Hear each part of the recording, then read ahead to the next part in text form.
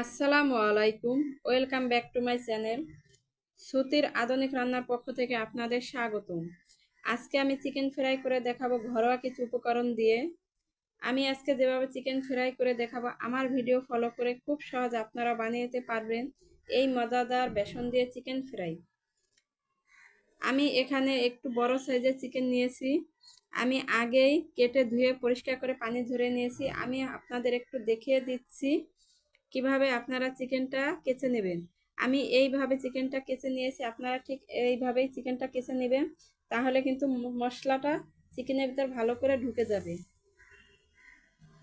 এরপর আমি এক এক করে সব মশলাগুলো চিকেনে দিয়ে দেব।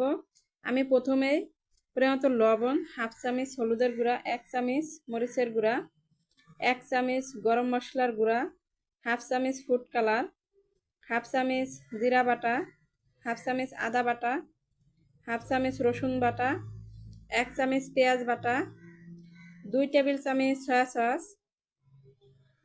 1.5 টেবিল চামচ টক দই, 1 চামচ টমেটো সস দিয়ে আমি এখন হাত দিয়ে ভালো করে চিকেনটা ম্যারিনেট করে নেব। চিকেনটা আমার ম্যারিনেট করা হয়ে গেলে আমি এখানে 1 কাপ লিকুইড দুধ দিয়ে দিলাম। লিকুইড দুধ দিয়ে আমি এখন হাত দিয়ে মাখবো না, আমি বাটিটা ধরে এইরকম একটু ঝাঁকিয়ে নেব, তাহলে দুধটা চিকেনের ভিতর ঢুকে যাবে। এরপরে আমি এটাকে 5 ঘন্টার জন্য রেস্টে রেখে দেব।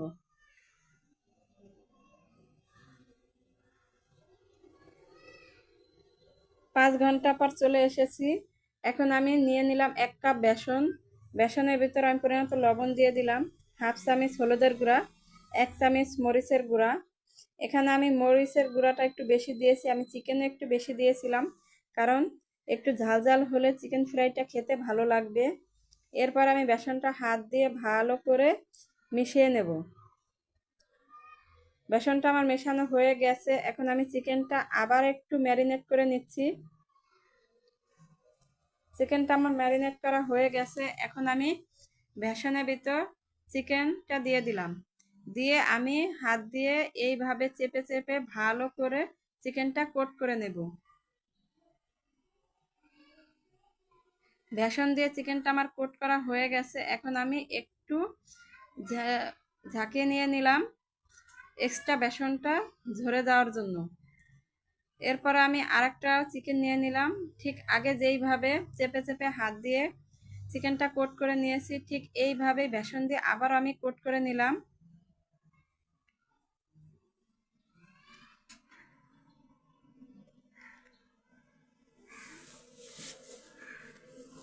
এরপরে প্যানে আমি 1 কাপ পরিমাণ সরিষা তেল দিয়ে দিলাম।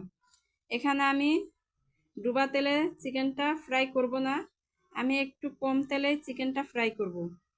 তেলটা আমার গরম হয়ে গেছে, এখন আমি এক এক করে চিকেন দিয়ে দিলাম। চিকেন দিয়ে আমি ঢাকনা দিয়ে ঢেকে দেব। আমি এটাকে চুলার জাল একদম লো হিটে রেখে প্রায় 10 মিনিটের মতো ফ্রাই করে নেব। 10 মিনিট আমার ফ্রাই করা হয়ে গেছে, আমার চিকেনটা এক পাশ হয়ে গেছে, এখন আমি উল্টিয়ে দিয়ে দিলাম আর এক পাশ ফ্রাই করার জন্য। আমি আবারও ঢাকনা দিয়ে ঢেকে দেব 10 মিনিটের জন্য। চুলার জালটা আমি লো হিটে রেখে চিকেনটা ফ্রাই করব। চুলার জালটা যদি একটু বাড়িয়ে দেই, তাহলে চিকেনটা ভিতরে সেদ্ধ হবে না, একটা কাঁচা কাঁচা ভাব থেকে যাবে, খেতে একটু ভালো লাগবে না। আমার চ্যানেলটা যারা সাবস্ক্রাইব করেছেন তাদেরকে অসংখ্য ধন্যবাদ, আর যারা সাবস্ক্রাইব করেননি প্লিজ সাবস্ক্রাইব করে বেল বাটনে ক্লিক করে দেবেন পরবর্তী ভিডিও পাওয়ার জন্য। হয়ে গেছে আমার আজকের খুবই অল্প সময়ের মধ্যে মজাদার বেসন দিয়ে চিকেন ফ্রাই। আমার এই চিকেন ফ্রাইটা আপনাদের কেমন লেগেছে অবশ্যই কমেন্ট করে জানিয়ে দেবেন, আর যদি ভালো লেগে থাকে অবশ্যই বাসায় একবার হলেও বানিয়ে নেবেন। আল্লাহ হাফেজ।